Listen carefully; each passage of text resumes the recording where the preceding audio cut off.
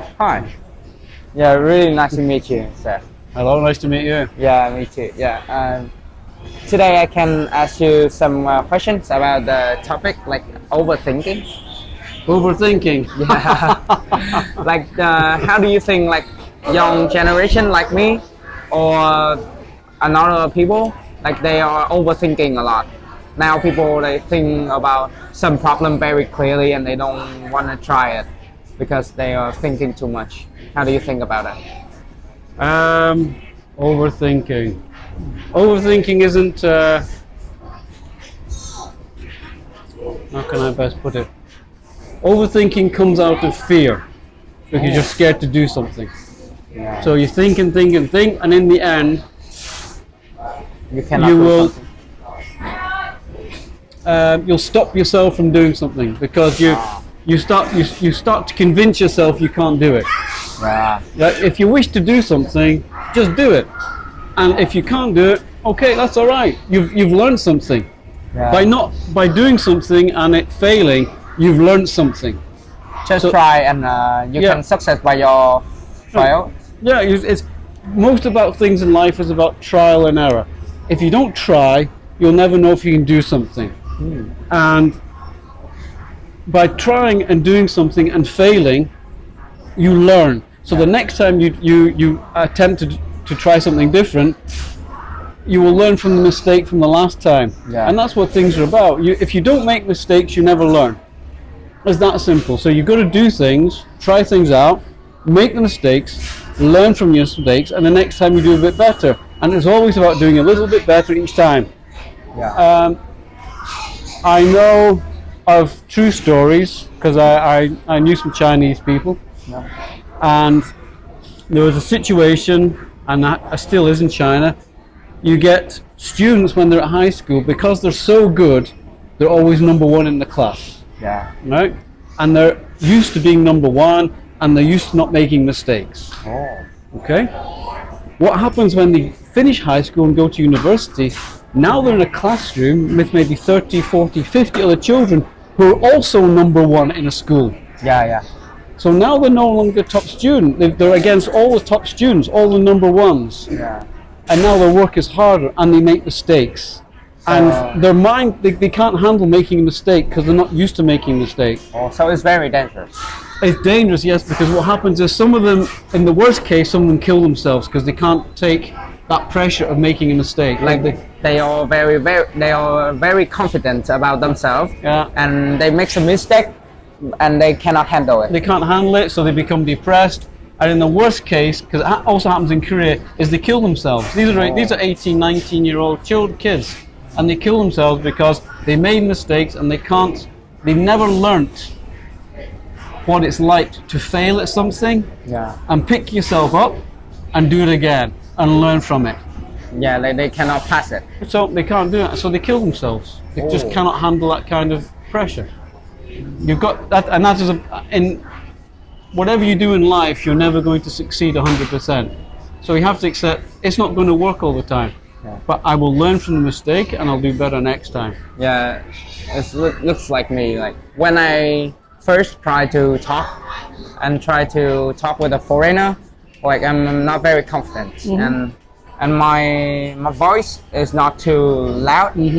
Like when I met a foreigner before, for the first time, my voice was very low, and I'm trying to talk but I can't. I just say hello and see them. Yeah. So Well, that's understandable because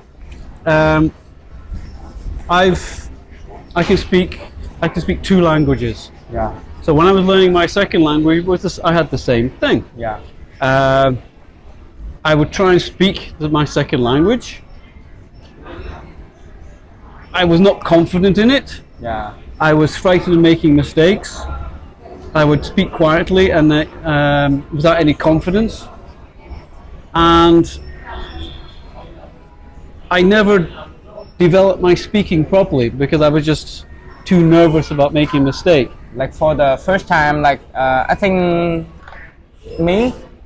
for me, like I think people will like annoying me for my speaking is very bad, but they don't do that.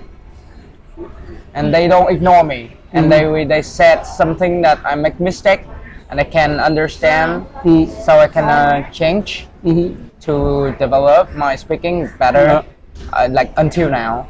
Yeah. No, that's the a very important fact of learning a language is to, when you learn something, do your best to speak it with somebody. It might not, because you're learning you're here in Vietnam, and what you're doing is really great, going out and talking to English, finding people speak English and talking to them. But you could also practice with your friends at school. You say, okay, let's talk English for 5 minutes. But like in Vietnam, in the normal school, in the public school, like they teach English. It's just about the vocab and the grammar. Yeah. They not speaking, so they not teach the student about the IPA.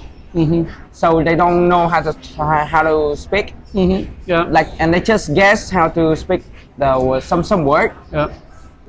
And they just repeat their teacher. They don't care about their teacher speak good or not good. Yeah. Yeah. So they just follow and repeat how the teacher works. Yeah. And they cannot speak by themselves. No, that's one of the things with the public school system. I had the same thing when I was at school growing up. We learned French at school. Oh, yeah. The same thing. Yeah. I spent my high school years learning French.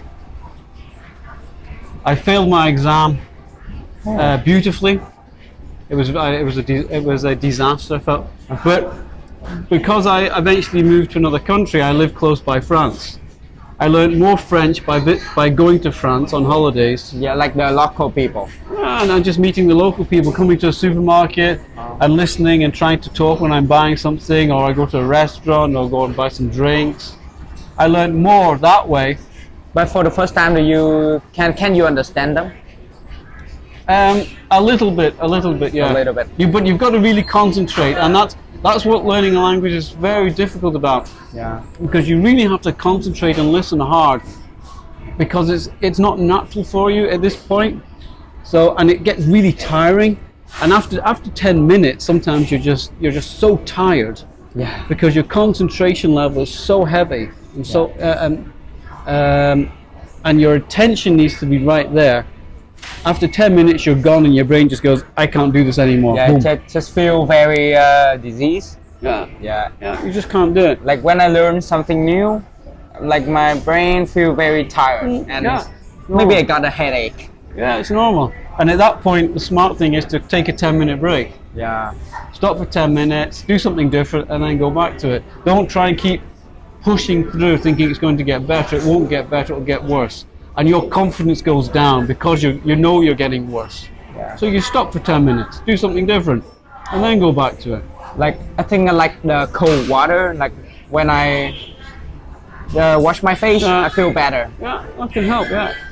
Whatever takes you out of that pattern of thinking and working, for you, do it. Give yourself 10 minutes, go splash water on your face, maybe walk around your room, I don't know, what doesn't matter. But get yourself out of that pattern of thinking for 10 minutes and then go back to it. And then your brain's ready, because your mind needs time to process the information. This is a very, very sophisticated machine. Yeah. And by putting lots of information in it, it's all very good, but it needs time to process it and understand it and put it in its different parts in your mind. Yeah. And if you don't give it that time, you're going to get tired. So it's important to step back and say, right, now I'm going to take a rest. I'm not going to look at my schoolwork. 15-minute rest, I'm going to maybe play a game, go for a walk, do some training. Doesn't matter. And then after 15 minutes, you go back to it, and you'll feel a lot better. Yeah, it's much better. So that's the reason why, like in the English center, like they just let a student learn for 1 hour and break for 15 minutes, and then go back to the study. Yeah, and we tend to also break up the lesson. So we'll have like a study bit, maybe like a game, and the game could be something different. We call it a brain break. Yeah. just to get your mind changed or do something else, and then you go back to the study. Then there's a break for 50 minutes, and then you go back again. So this way, the goal being, you learn something, you relax a bit by playing, give your brain time to sort it out, go back, learn a bit, have a small break again, and keep doing that. So give you time to process. Yeah. But everybody's different in learning a language. It's an incredibly complex thing to learn, and it's not the same as learning maths, any of the sciences. Yeah, because in math, like we really need to learn a formula. Yeah, maths is just formulas. You just have a set of rules. Yeah, it's different. Like it's different from English. Yeah, it's different from any language. Maths is very easy. You learn a set of basic rules from a child. 1 + 1, 2 + 2. Yeah. Then you learn to subtract. And then you learn the shortcut of adding, which is multiplication. That's the shortcut to add numbers. Yeah. Then you learn divide, which is a shortcut to subtract. You do the multiplication. Then you start learning how to do formulas, and that's just you memorize the formula. You plug in the words, and you've got it. That's all it is. You just memorize and understand the patterns of it. Yeah. Language doesn't work that way. Language has certain patterns. Like language is just you can speak or not. But yeah, there's so many components to learning a language, because language is listening, speaking, and seeing. Yeah. And also in seeing, that's the person's body language, because in most